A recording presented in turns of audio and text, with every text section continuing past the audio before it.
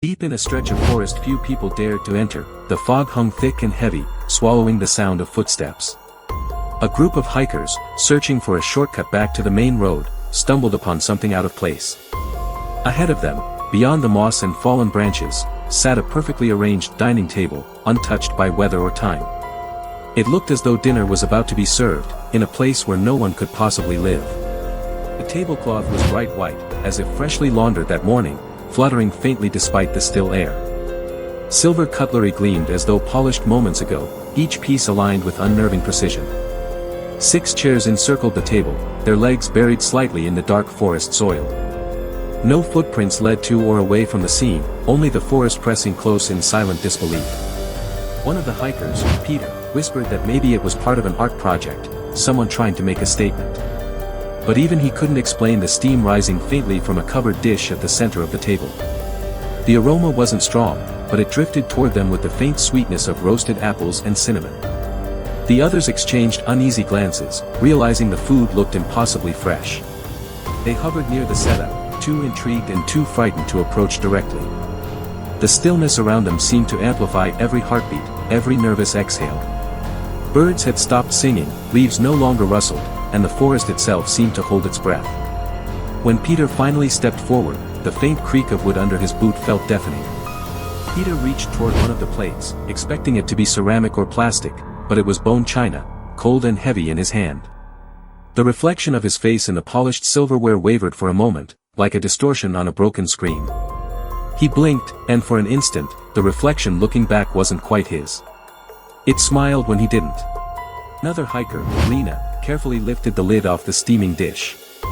Beneath it sat perfectly roasted meat, glistening and aromatic, yet strangely unfamiliar. The cut didn't match any animal she recognized from the region. She dropped the lid, which landed without sound, as if the forest itself had swallowed the noise whole. Rain began to fall suddenly, heavy drops pattering through the canopy, yet not a single one touched the table. The cloth remained pristine, dry and bright under the dim light. The group stepped back instinctively, their minds struggling to reconcile what their eyes saw. Water pooled at their feet, but the table was dry as dust. Lena pulled out her phone, aiming to capture a picture for proof, but the screen flickered violently. The lens refused to focus on the table, rendering the image as a blur of static and distortion. Even the trees behind it seemed to melt into unrecognizable shapes. Something about the camera's refusal felt deliberate, like the forest was guarding a secret. Peter checked his phone's clock and frowned. It had jumped backward by 7 minutes. The others confirmed their watches were behaving erratically. The subtle hum of energy in the air began to build, vibrating softly under their skin. It was as though they stood near something humming at the edges of reality. They decided to leave, unnerved by the growing static in the air. But as they turned, the faint sound of glass clinking drifted across the clearing, as though someone unseen had just made a toast. Against every rational thought, Peter looked back. The chairs were no longer empty. Figures now sat at the table, silhouettes faintly outlined in blue mist. Their posture was perfect and motionless, heads slightly bowed, hands placed delicately beside untouched plates.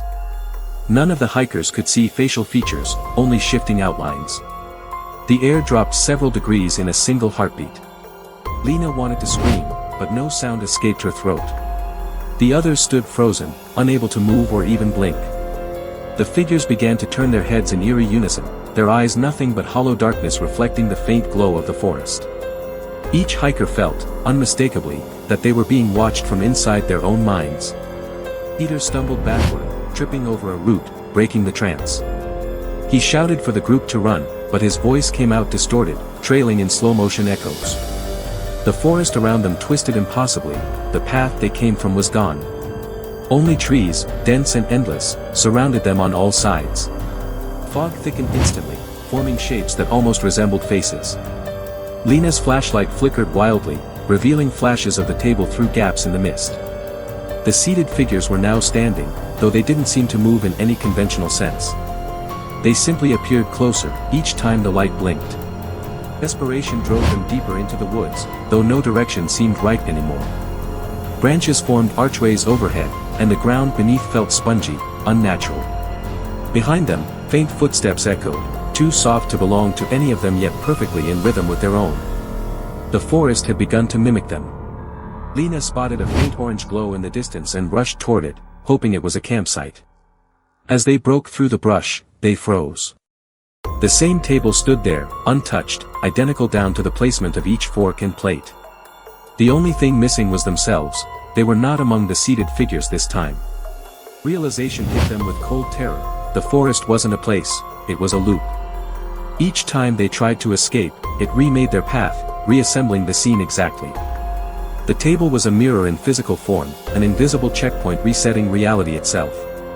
And they were its newest guests. Eder, fueled by panic, grabbed one of the chairs and slammed it into a tree. The wood splintered, but the chair reappeared instantly back at its place, unbroken. He cursed, staring at his shaking hands as the same rain that avoided the table moments ago now poured relentlessly over him. The forest laughed through the rustling leaves. Lena, trembling, whispered that maybe they died out here long ago, that the table was their eternal dinner. Her words felt heavier than air, swallowed by a silence deeper than sound.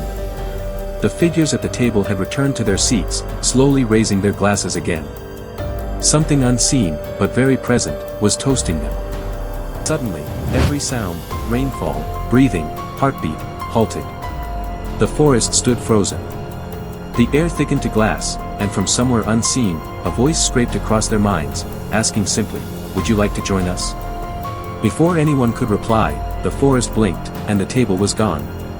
In its place lay only disturbed soil, 6 empty depressions where chair legs had been. No food, no dishes, no smell, nothing at all that should prove it existed. Yet each of their phones displayed a single new image in the gallery.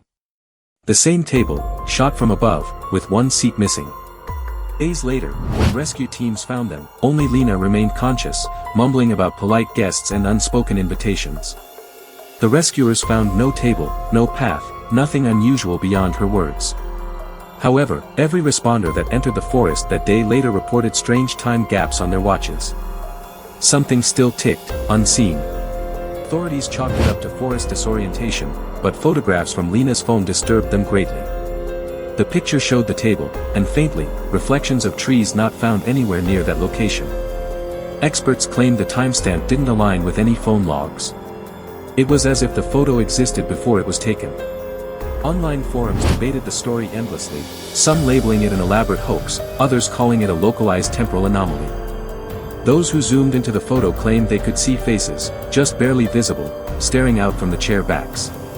And in the reflection of a wine glass, Lena's terrified eyes.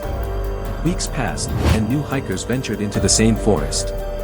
Most found nothing, but a few swore they heard faint clinking, like distant silverware tapping in rhythm. Locals began referring to it as the host's forest.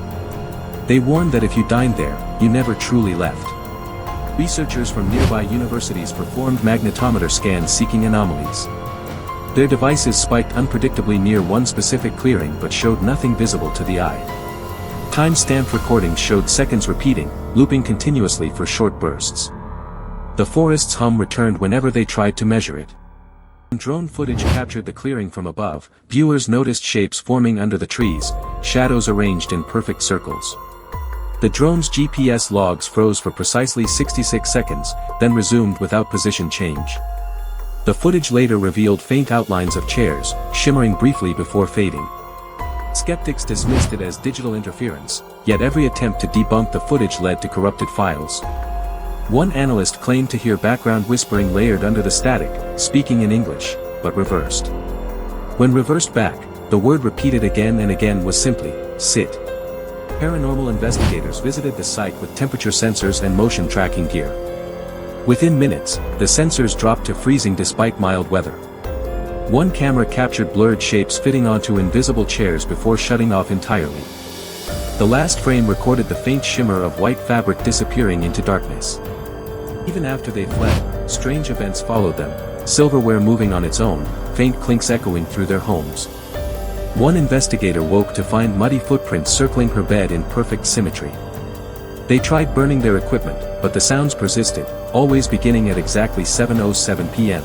The forest has since been fenced off, officially declared unsafe after a landslide that was never witnessed but conveniently explained everything away. Yet, hikers still report distant candlelight deep beyond the barriers. Locals insist it's just reflection from waterlogged wood. But no one can explain why the light sometimes moves. On a cool October night, a camper uploaded a new video showing a flickering glow beyond his tent. He approached cautiously, narrating in hushed disbelief. When he reached the tree line, the scene brightened, revealing a familiar sight: 6 chairs, a flawless white cloth, and steam curling from covered plates. The camera cut abruptly. Commenters flooded the post until it vanished hours later without trace from the uploader's account. His friends said he'd gone off-grid, unreachable since that night. Officials found his tent, empty except for his still recording phone. The final frame showed his reflection in a wine glass, camera lens aimed straight at him. This day, hikers still whisper about the table that shouldn't exist, appearing whenever someone dares to challenge the wood's silence. A glitch in reality, a doorway, or something older, we may never truly know. But if you ever find that clearing, remember this: if the table is set, you're already expected. The mystery of the forest table remains unsolved, catalogued by both paranormal archives and local folklore. Every few years, another traveler vanishes nearby, and authorities mark it off as coincidence. Yet the whispers persist, that somewhere, someone still keeps the table set, waiting patiently for the next toast.